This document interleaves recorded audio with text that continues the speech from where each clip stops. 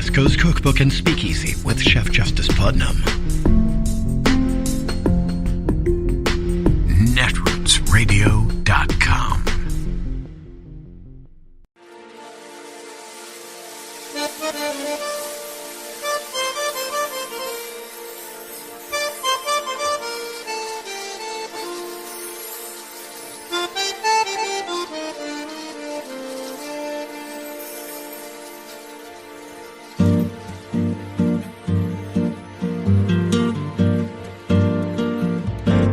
Je voudrais du soleil vert, des dentelles et des théières, des photos de bord de mer, dans mon jardin d'hiver.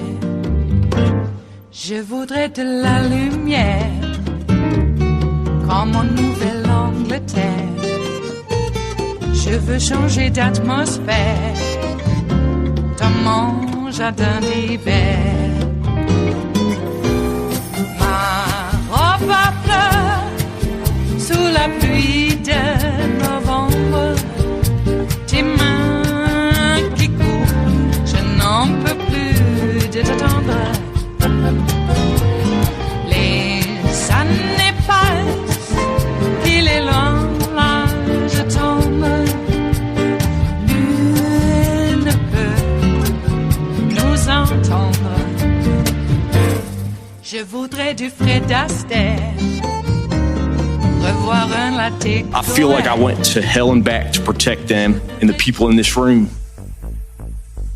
But too many are now telling me that hell doesn't exist, or that hell actually wasn't that bad. The indifference shown to my colleagues is disgraceful.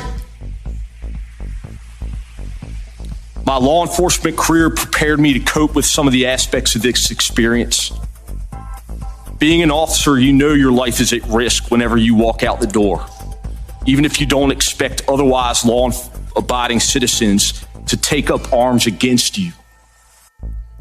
But nothing, truly nothing, has prepared me to address those elected members of our government who continue to deny the events of that day, and in doing so, betray their oath of office.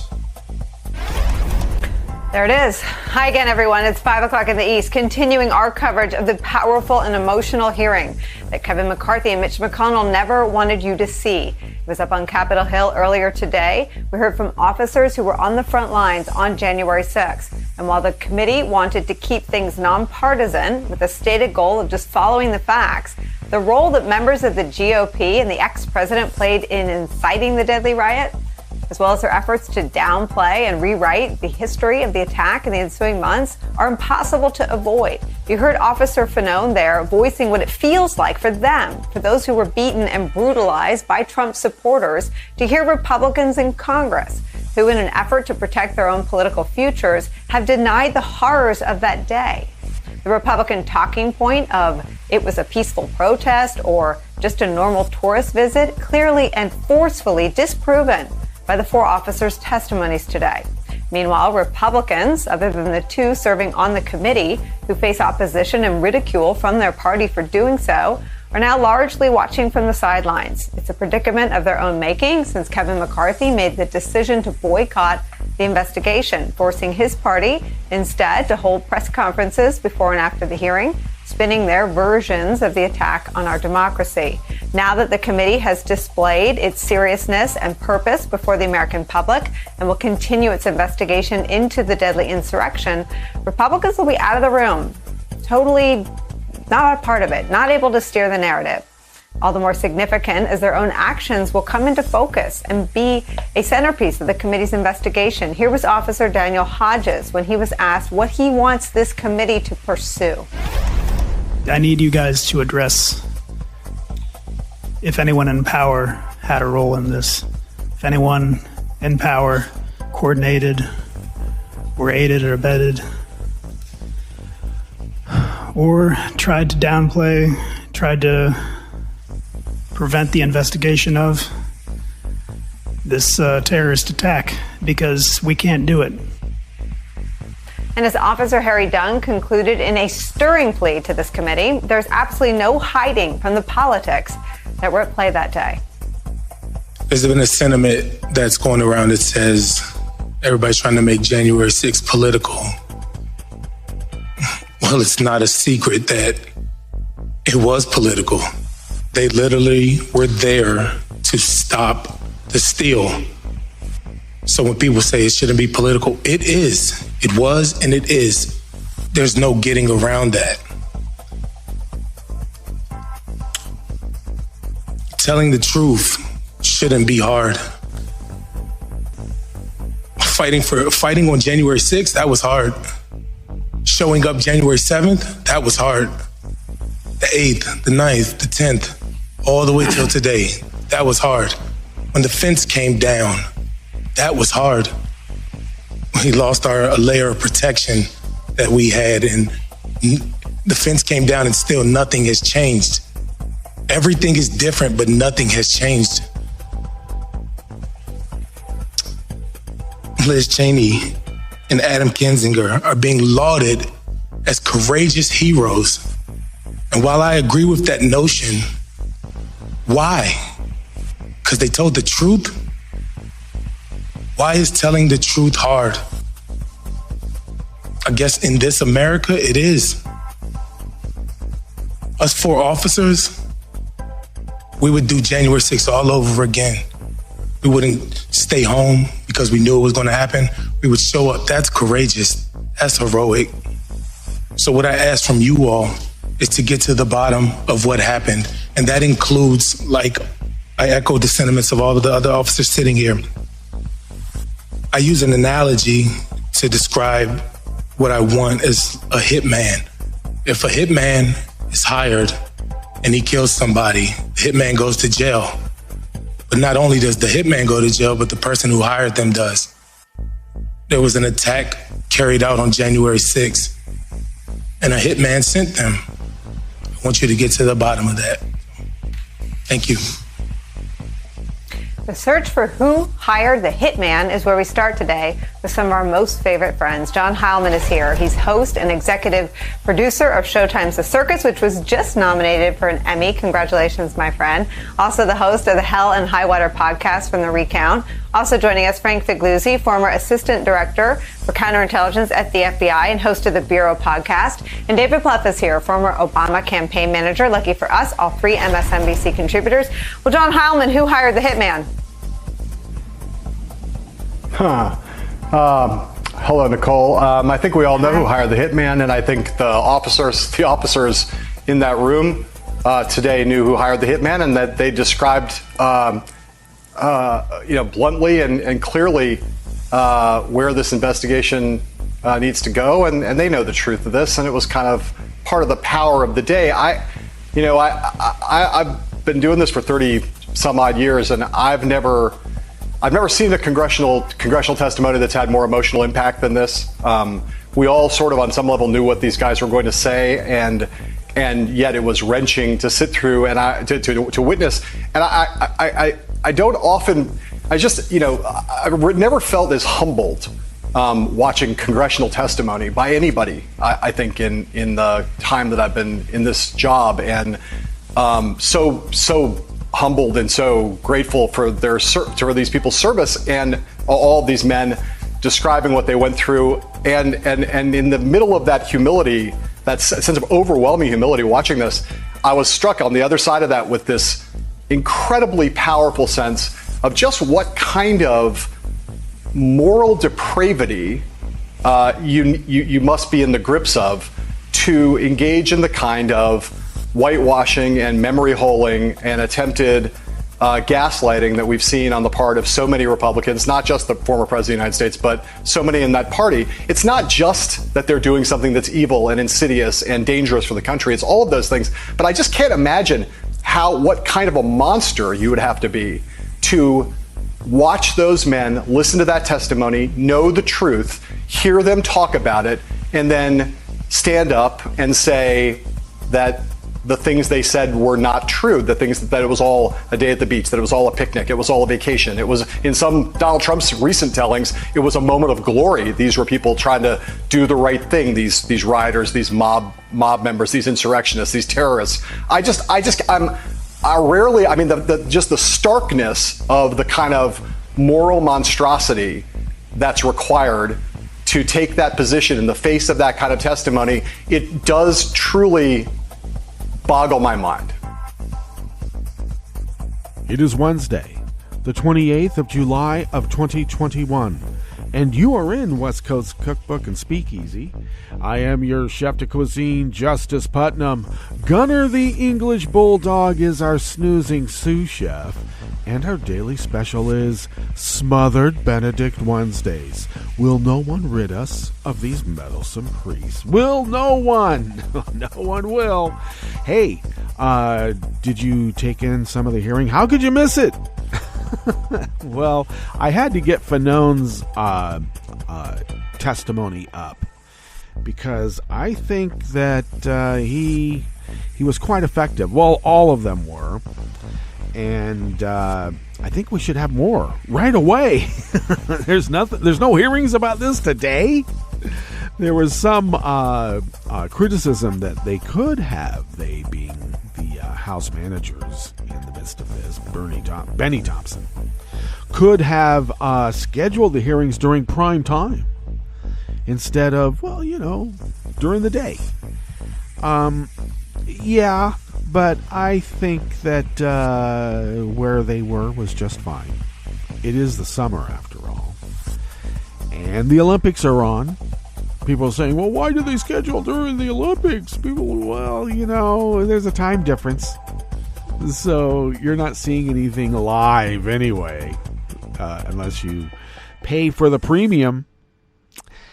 So that is not an excuse either.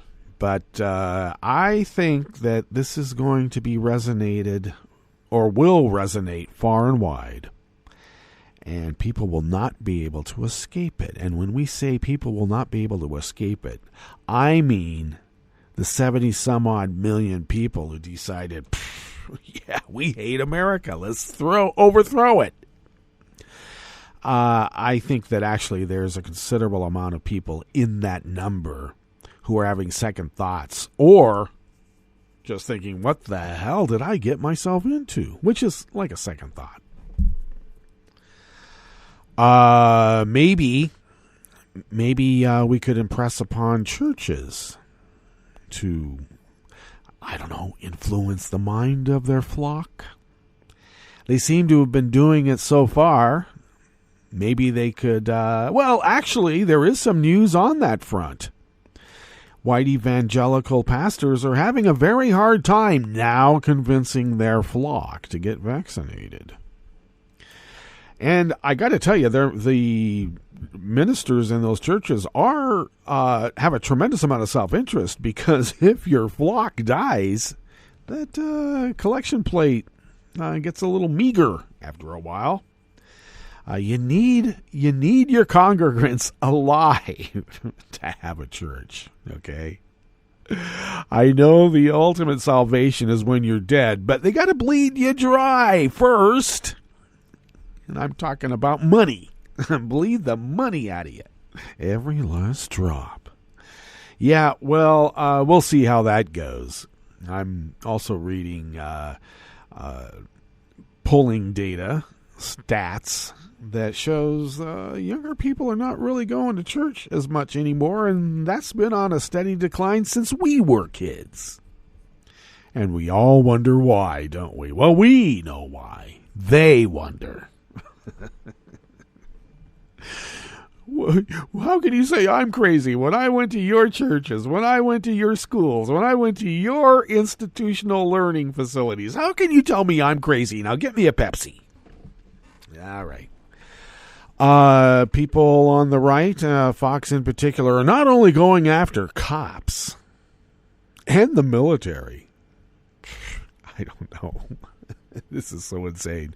But they're also rooting against America in the Olympics and pointing at our athletes for being weak. We've created a generation of weak people. Well, look, if you're going to point the finger at yourself, would you stop projecting it on everybody out here, okay?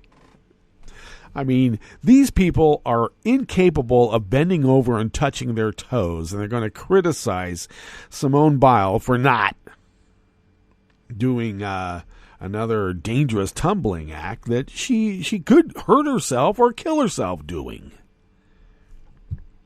So, Tucker, yeah, you're a real athlete, man. I don't think that guy could even make... Well, actually, he wasn't able to. And what was he not able to do? Make the squash team. He did turn out to be a junior high school dropout, too. But when you got the Swanson TV dinner fortune, what do you need school for? All right. Well, you know what we say out here, wherever out here is, the know-nothings think that they know it all. Of course they do. Otherwise, they wouldn't be know-nothings. If they realize that they don't know it all, rather than being know-nothings, they would actually know something. That's right. Well, I think that the idea that these insurgents that stormed the Capitol on January 6th as being mere tourists, I think that, you have to do a little bit of contortion gymnastics to be able to believe that lie. See what I did there? Tourists. Yes, just mere tourists. And the police officers who put their lives on the line, who testified yesterday, were mere performance artists who were granted the great criticism and evaluation from one Laura Ingraham, Sieg Heil, Laura, who gave them performance awards for best acting performance. All right. Fox News should not be allowed to exist. They should be broken up like AT&T into their, divergent and contingent parts. I've been wanting a separation of Fox News and Fox Sports for quite a while. I'm getting tired of turning on a sports event and putting up with Fox News propaganda by way of advertisements and just in the patter of the sportscasters even. They should not be allowed to broadcast in any format. How is it I know that Murdoch was fast-tracked to be a citizen so he could get away with everything that he's getting away with? But as Lackland, do we need to allow right-wing Nazis to take over a broadcast network and spew their propaganda garbage to the American public? Isn't it about time we set our foot down and purged every Nazi from our society, our government, our churches, our schools, our institutional learning facilities? No Pepsi for them. We already have the gated communities, okay? All we have to do is strengthen the guard shack, and they'll think it's home. We can quarantine them there until we can figure out what the hell to do. You can't really re-educate them, as I said. To re-educate, they have to be educated first. For decades and decades and decades, and I might even say a few generations, have not been taught American civics, American history. And here we are now, aligned against a party who knows nothing, and yet they say they know it all, and they're going to take it all to try to stop them.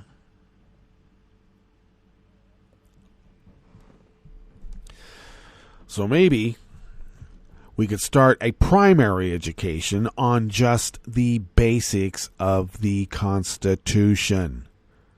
Of course, that doesn't matter because we have U.S. House Republicans or lawmakers. We'll make it more generic there. Republican lawmakers who on the federal level are trying to pass a law. And we'll get into this story about teaching just basic constitutional history. Basic. And we're not talking about going to the Magna Carta. We're talking about just, within the confines of our U.S. government. Why would they do that? Because when Nazis are rewriting the laws and are enabled by their enabling acts, people won't know the difference. So yeah, we have our work cut out for us. Can we out-organize them? Well, there was D-Day. We pretty much out-organized them then, too. We had some bottlenecks, but we worked it through.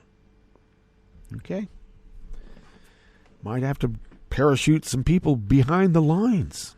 Soften them up a little bit. Yeah, let's do that. What's on the curated part of our show today?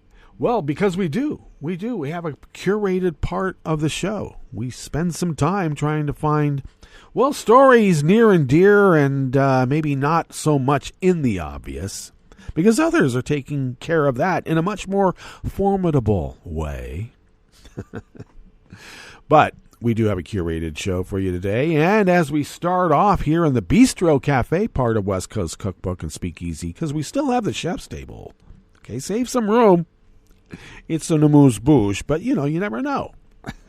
If you consume too much beforehand, let's leave some room. Well, at the top, we all know who hired the hitman for the January 6th riot. And that's a quote by Heilman. I would have called it the insurrection. But since that's a quote from him, we shall use the term riot. And I've seen some hashtags out there that say that Trump is the hitman. No. He hired the hitman. And if it's supposed to be a nod that he's actually a puppet of Vlad, well, that's still true, but he would still kick it down to a subordinate. Okay? The Don of Dons, Vlad, tells Don that he wants a hitman to take over the government on January 6th, and Donnie then goes to his crew, and he says, Donnie Brasco. I wish there was a Donnie Brasco in the midst of that. We might have been able to stop January 6th from happening, but here we are. On the rest of the menu, the far right wing of the U.S. House Republican caucus endorsed a bill that would ban the teaching of basic constitutional history. And when we say the far right wing, we mean the Freedom Caucus, which is pretty much a nice way of calling them Nazis, because they are. Speaking of which, the State Department is investigating how a swastika was carved into an elevator near the Special Envoy's office. Purge all Nazis from our government. And 140 U.S. lawmakers urged the EPA to reinstate California's authority to set vehicle emission standards, a ruling that the Trump administration took away, and it had been in place since the beginning of the EPA. After the break, we move to the chef's table, where 4 Russian oligarchs are suing a British journalist and HarperCollins over her book about Putin they say defames them. Really? And Canadian border guards voted to strike just days ahead of reopening to fully vaccinated U.S. tourists. All that and more on West Coast Cookbook and Speakeasy. Bon appetit.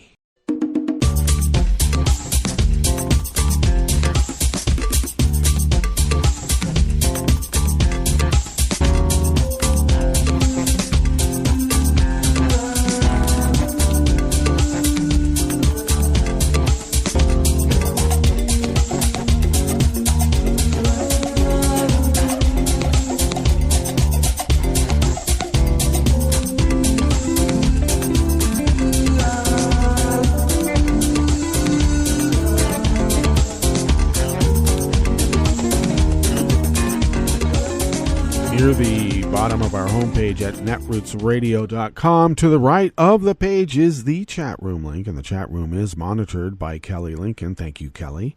To the left of that chat room link, near the bottom of our homepage at netrootsradio.com, is the link to our Patreon page. And I got to tell you, the cost of this stream keeps going up. And though we make these pleas here during West Coast Cookbook and Speakeasy for funds, say about the cost of what you might spend on an espresso type coffee drink, if you could send those funds our way once a month, that helps us pay our bills in this increasing cost of the stream.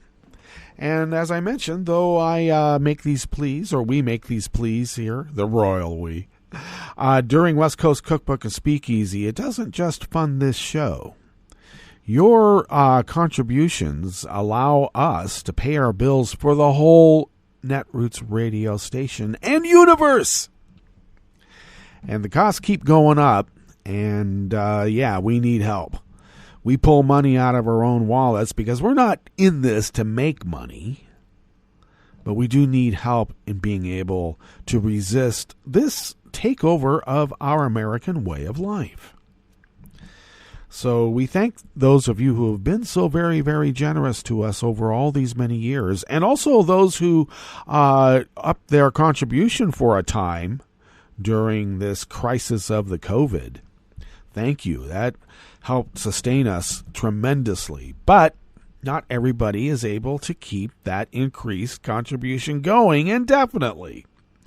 And it would be nice if we had a few more numbers to be able to offset those who are, picking up the slack.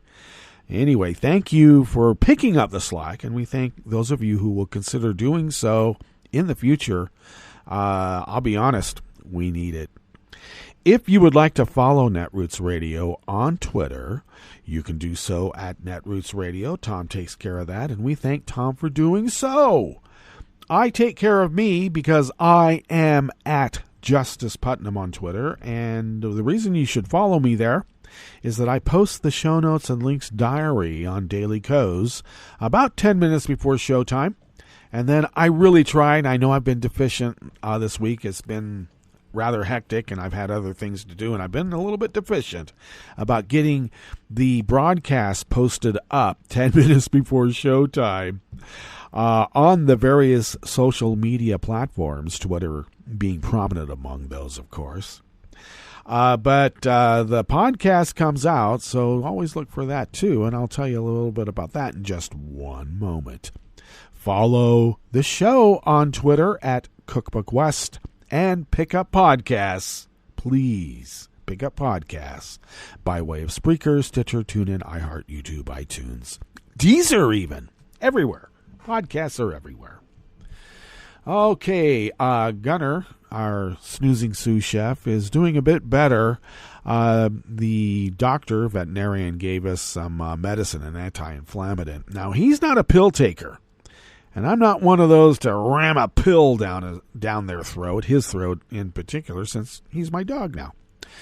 So I will crush it up and put it in some wet food, mixed in with a bit of dry, of course. And that's the only way I've been able to get him to do it. He wouldn't take a whole pill, say wrapped up in some wet food. He'd lick all the wet food off and spit the pill out.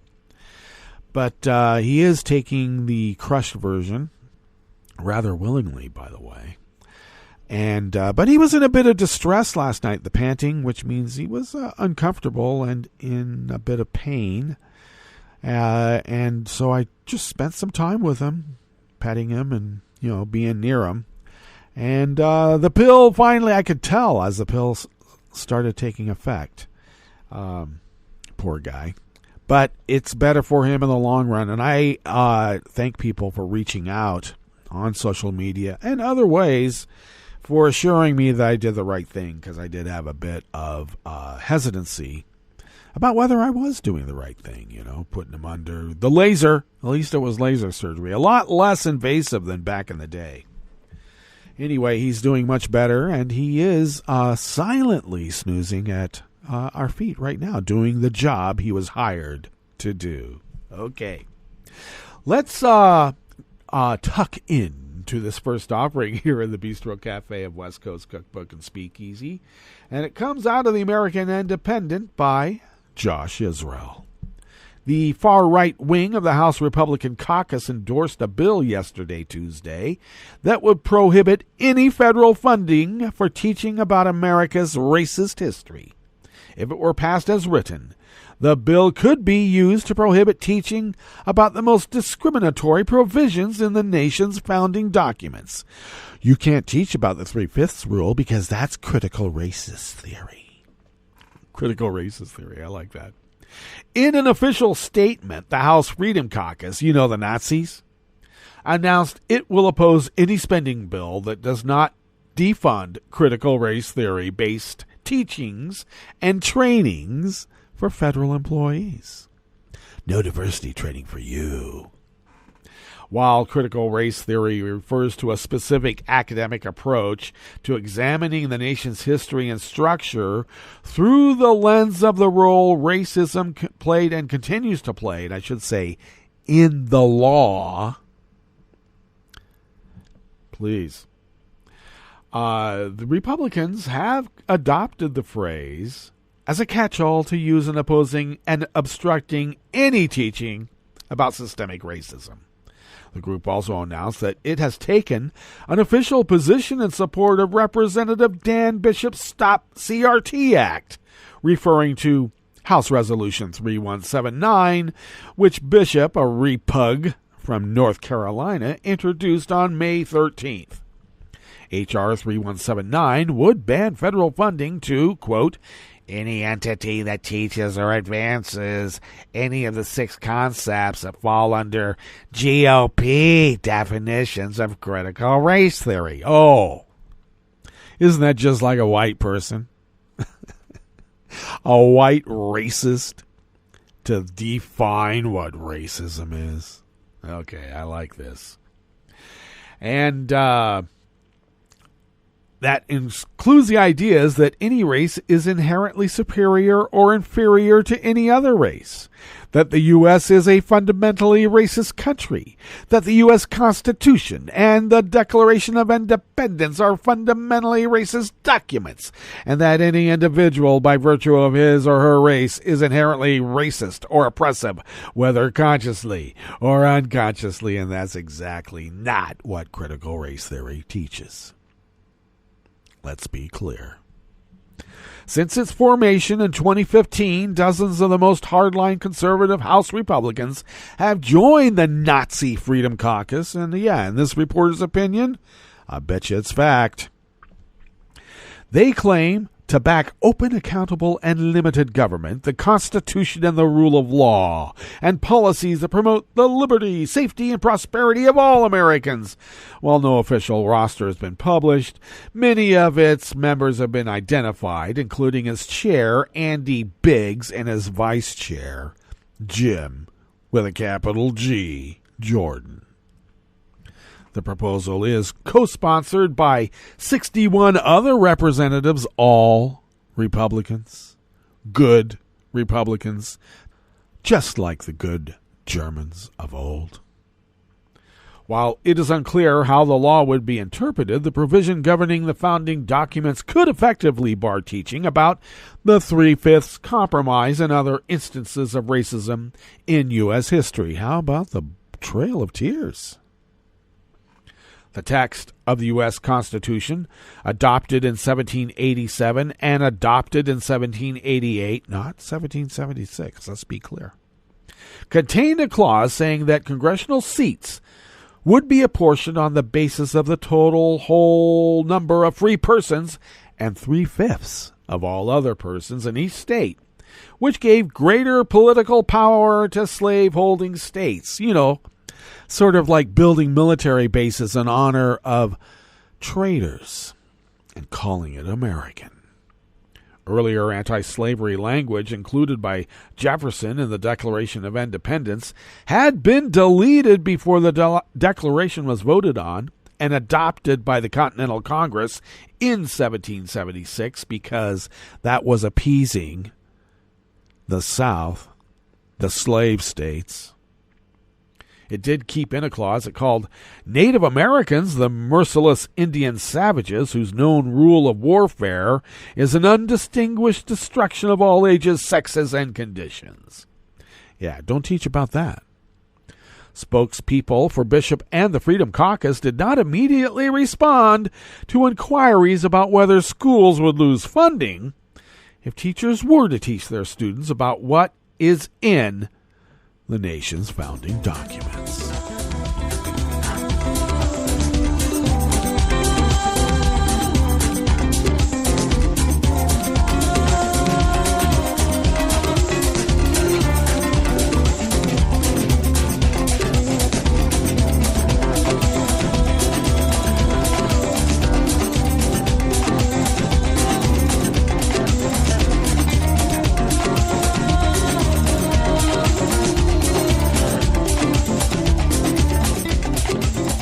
Staff at Reuters brings us this next offering here in the Bistro Cafe of West Coast Cookbook and Speakeasy, Smothered Benedict Wednesdays. A swastika was found carved into the wall of a U.S. State Department elevator, prompting an investigation into how the symbol of Nazi hate ended up in the seat of American diplomacy. State Department spokeswoman Jelena Porter told reporters that the swastika was discovered late on Monday and that Secretary of State Antony Blinken has addressed the incident with department staff. This hateful graffiti has been removed, and this incident will be investigated. As the Secretary has shared with a message to all of our employees, this is completely abhorrent. It is a painful reminder that anti-Semitism is not a relic of the past. It's still a force that we're dealing with in the world, and unfortunately, we're dealing with it close to home, Porter said. Anti-Semitism has no place in the United States, and certainly has no place in the State Department, she added. The State Department is working on the nomination of a special envoy to combat anti-Semitism, Porter said, adding that it hopes to have a person in place soon. The incident was first reported by Axios, which said the swastika was in an elevator near the special envoy's office. And of course, we all know that the swastika, originally an ancient Hindu religious symbol, was adopted by Germany's Nazi Party and became a symbol of far-right hatred.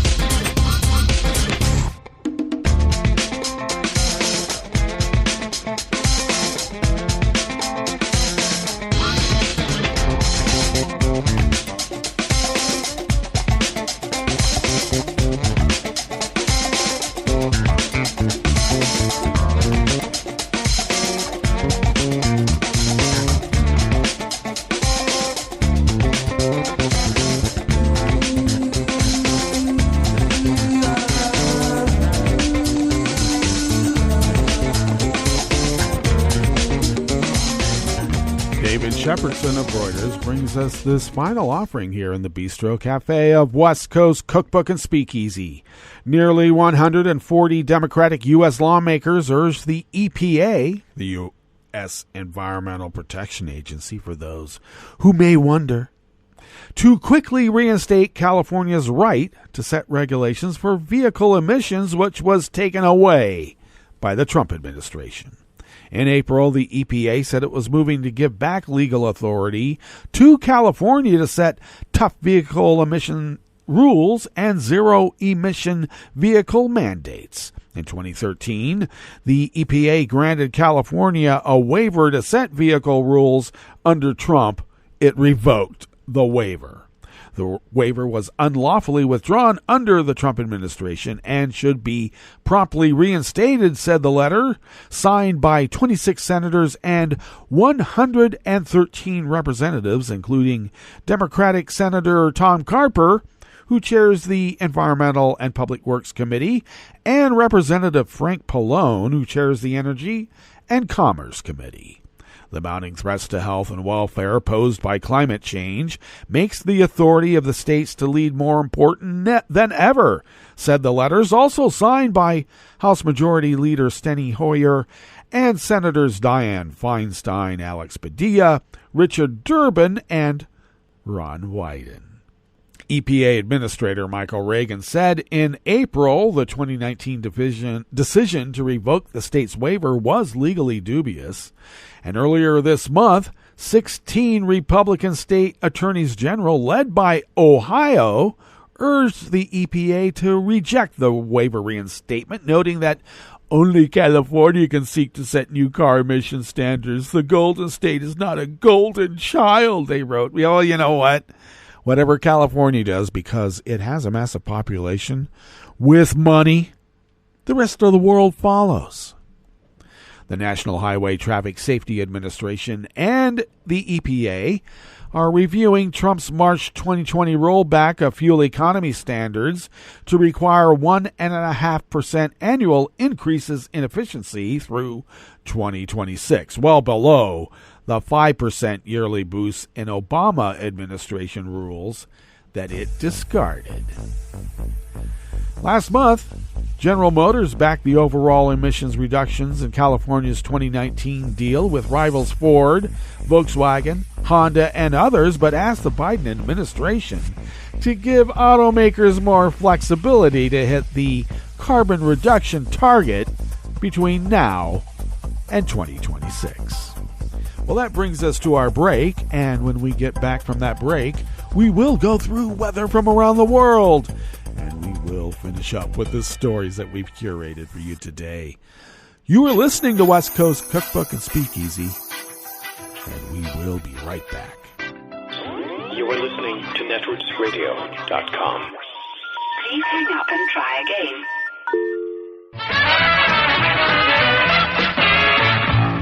From a point at sea to the circles of your mind, a new force is at work for planetary transformation. New radio for a new Earth.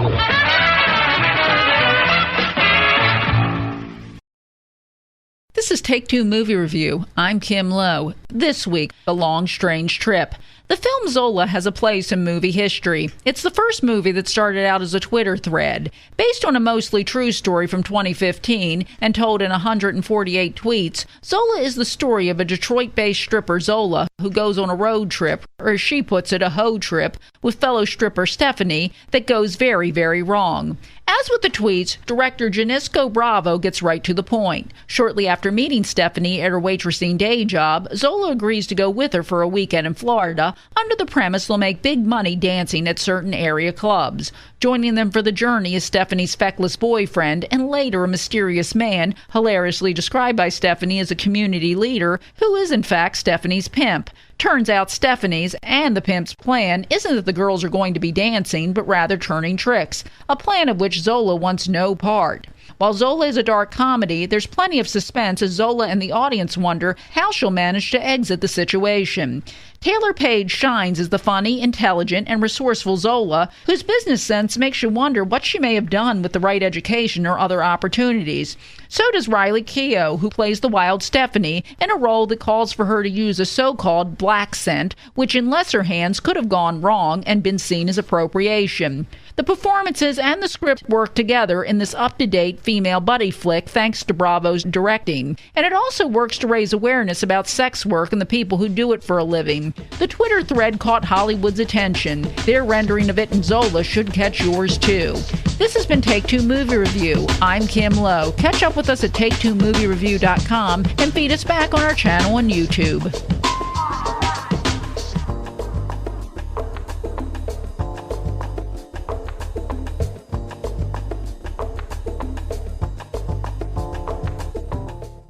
One in 6 Americans get sick from eating contaminated food each year. Contamination caused by salmonella is especially common. It's sometimes found in poultry, eggs, ground beef, pork, and even peanut butter. To reduce your risk from this and other foodborne germs, remember to clean, separate, cook, and chill. Clean your hands with soap and water. Separate raw meat, poultry, and seafood from other foods. Wash counters, cutting boards, and utensils before and after using them. Cook all food thoroughly and use a food thermometer to make sure food is cooked. Promptly chill meat, poultry, eggs, and other perishables. Finally, don't prepare food for others if you're sick, and be extra careful when you prepare food for children, pregnant women, the elderly, or people in poor health. To learn more about making food safer to eat, visit www.cdc.gov/vital signs. This is an important message from the U.S. Department of Health and Human Services. After a storm or disaster, it's important to eat only safe food. Throw away perishables like meat, poultry, fish, eggs, and leftovers stored above 40 degrees Fahrenheit for 2 hours or more. Throw away food with an unusual odor, color, or texture. Throw away food that may have come in contact with flood water, including food in swollen, punctured, and damaged cans. When in doubt, throw it out. This is a message from CDC. After hurricanes, tornadoes, and floods, standing water and excess moisture help mold grow in your home, garage, and other structures. When you return to a home that has been flooded, know that you're likely to have mold. Mold puts your family's health at risk. If you have mold growing in your home, you should clean it up and fix other water problems, such as leaks in roofs, walls, or plumbing. Keep your children and pets out of affected areas until you've cleaned. Control moisture in your home to prevent mold growth. To remove mold growth from hard surfaces, use commercial products, soap and water, or a bleach solution of no more than 1 cup of household laundry bleach in 1 gallon of water. Follow the manufacturer's instructions. Never mix bleach with ammonia or other household cleaners. It will produce dangerous, toxic fumes. Open windows and doors to provide fresh air. For more information, visit cdc.gov or call 1-800-CDC-INFO. He's rounding first, second, third. No! He stopped between third and home. What the heck? Ooh, that's not the time to stop. And now's not the time to stop wearing a mask. Vaccines are a game changer. But the game's not over. Mask up until you're vaccinated. Let's finish strong. For more information, please visit cdc.gov/masks. A message by CDC and the Ad Council. Hi, I'm Tom Hartman, and since you're listening to netrootsradio.com, show your progressive side and go to the donate button on the bottom of the homepage. It's progressives like you who power Netroots Radio and keep the progressive message beaming everywhere 24 hours a day.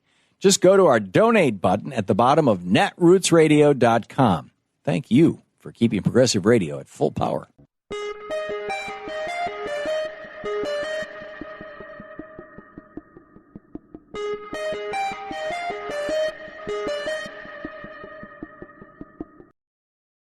Does it matter that the Arizona Senate is continuing to try to prove that Donald Trump won that state in 2020? I'm Bill Newman, and this is the Civil Liberties Minute. The 2020 presidential vote in Arizona was really close. 3.4 million ballots were cast, and Biden defeated Trump by 10,400 votes. Multiple recounts and audits proved that the election was secure, the votes were accurately counted, and that there was no fraud. But some months ago, the Arizona Senate handed the state's ballots to a partisan group for a recount or audit of the votes in Maricopa County. That's the Phoenix area that Biden carried. With the result that of the 2.1 million ballots cast in that county, this audit shows, once again, that the votes were counted accurately. There was no fraud. But the truth doesn't matter. The drumbeat of falsehoods continues unabated, with the consequence that as of July, 17 states have passed new voter suppression laws for which the Supreme Court has greased the legal path by, in July, gutting the Voting Rights Act. We desperately need Congress to pass legislation to protect the right to vote. Voter suppression allows the powerful to maintain their power and can reduce elections to window dressing for authoritarianism. Voter suppression is the most pernicious kind of election fraud, and voter suppression, the new Jim Crow, is a clear and present danger and is putting democracy at grave risk. The Civil Liberties Minute is made possible by the ACLU because freedom can't protect itself.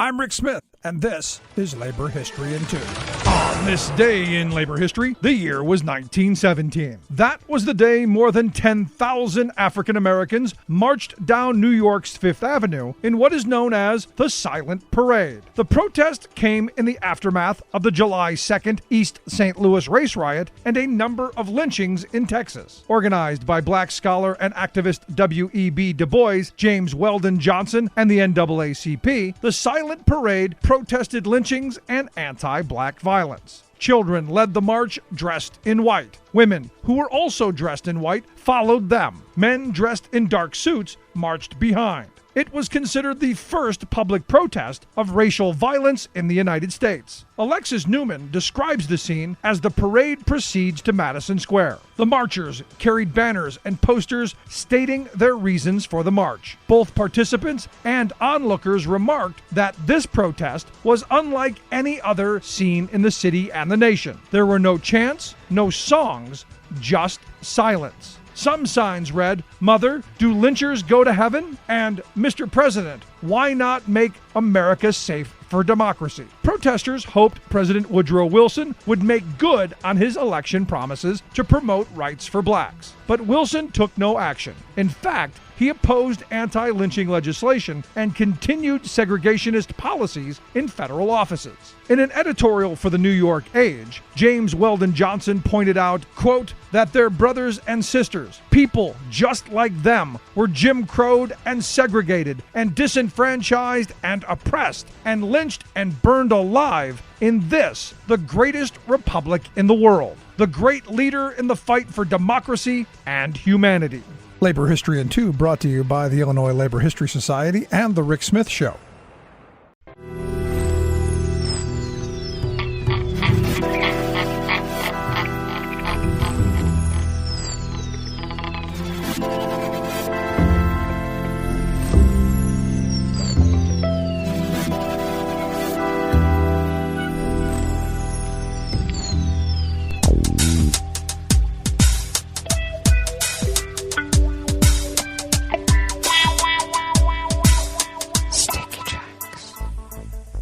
Thank you for accompanying us here to the chef's table at West Coast Cookbook and Speakeasy Smothered Benedict Wednesdays. We always begin, whether from around the world, along the banks of the Rogue River in the Rogue River Valley of Southern Oregon on the west coast of the continental United States of America, where it is currently 66 degrees Fahrenheit, expecting a high of around 100, and then later on today, we're actually in an active heat advisory, and it will be updated to a warning tomorrow. Plentiful sunshine today, winds out of the northwest at 5 to 10 miles per hour. Clear skies overnight, lows around 70, winds out of the northwest at 5 to 10 miles per hour. And then generally sunny despite a few afternoon clouds, highs around 103 to 105. Winds will have shifted out of the north-northwest at 5 to 10 miles per hour.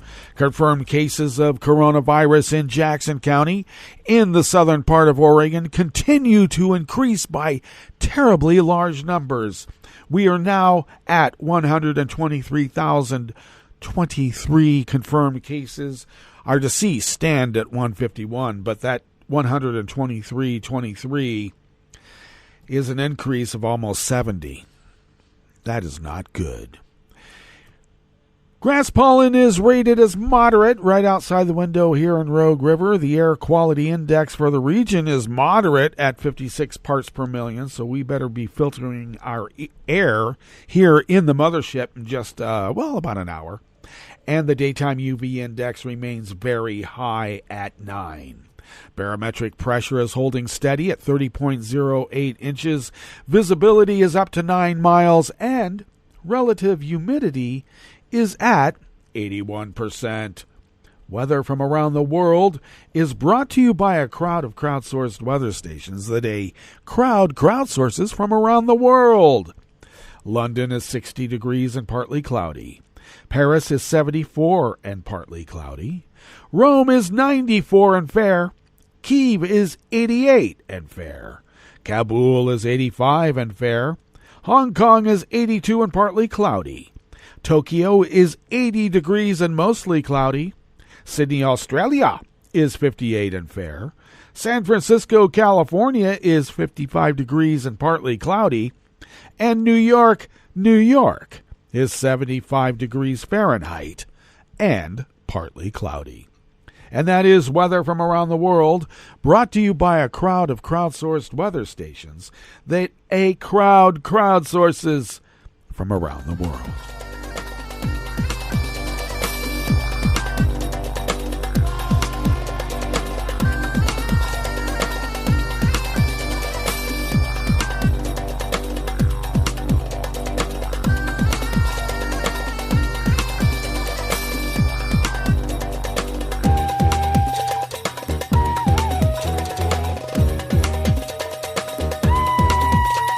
Falconbridge from Reuters brings us this first amuse-bouche here at the chef's table at West Coast Cookbook and Speakeasy.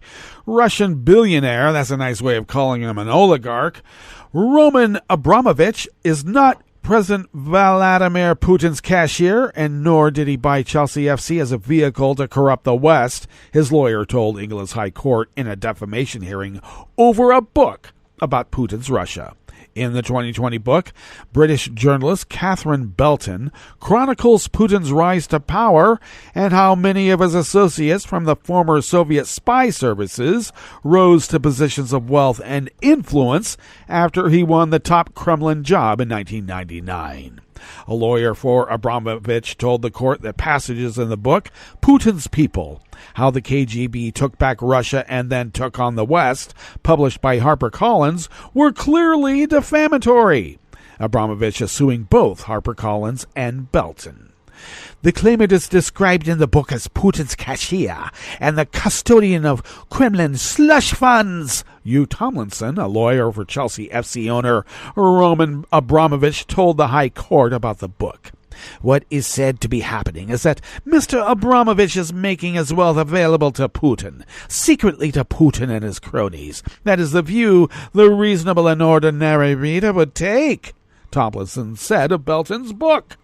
HarperCollins said it would robustly defend this acclaimed and groundbreaking book and the right to report on matters of considerable public interest. Belton is the former Financial Times Moscow correspondent and now a Reuters special correspondent. Belton, who attended the hearing, declined to comment.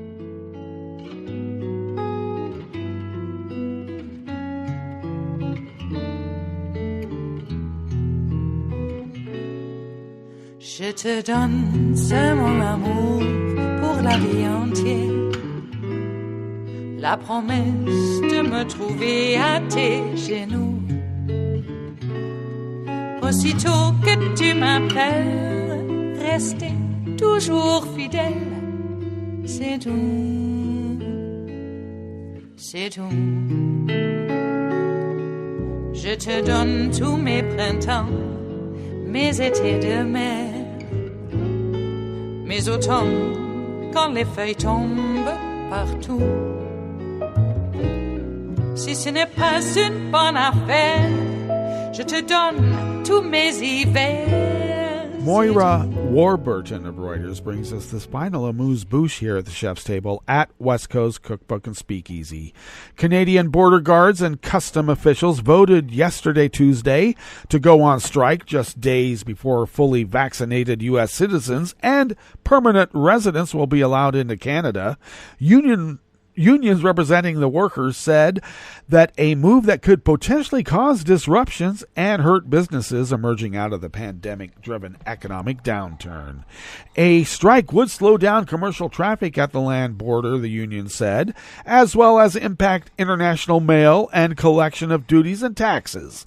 But a spokesperson for the Canada Border Services Agency said 90% of the frontline border services have been identified as essential, so will continue to work in the event of a strike.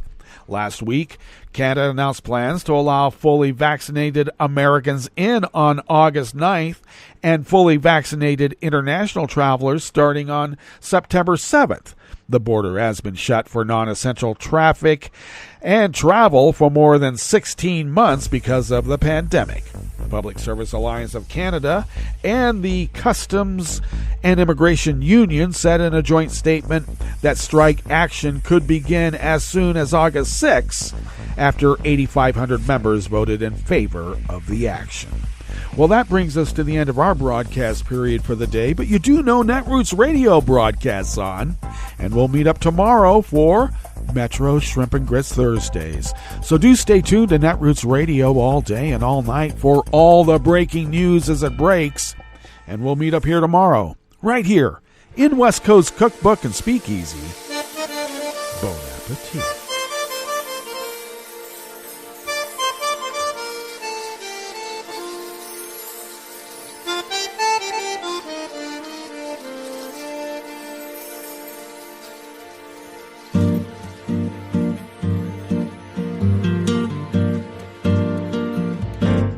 Je voudrais du soleil vert, des dentelles et des théâtres, des photos de bord de mer, dans mon jardin d'hiver.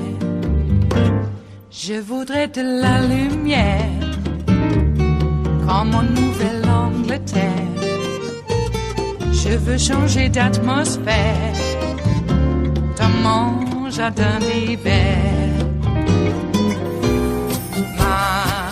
Ma fleur sous la pluie de novembre, tes mains qui courent, je n'en peux plus de t'attendre. Les années passent, qu'il est loin, là je tombe. Nul ne peut nous entendre. Je voudrais du Fred Astaire, revoir un latte Goël. Je voudrais toujours te plaire dans mon jardin d'hiver.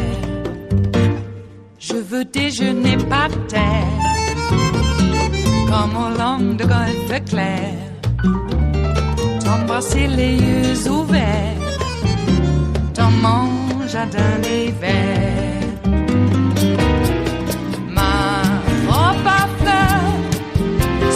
Pluie de novembre, tes mains qui courent, je n'en peux plus de t'attendre.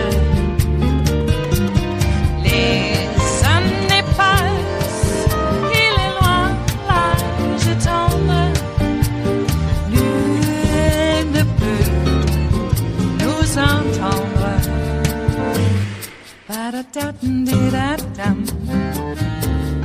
Ba-da-da-dum-di-da-dum. Ba-da-da-dum-di-da-dum.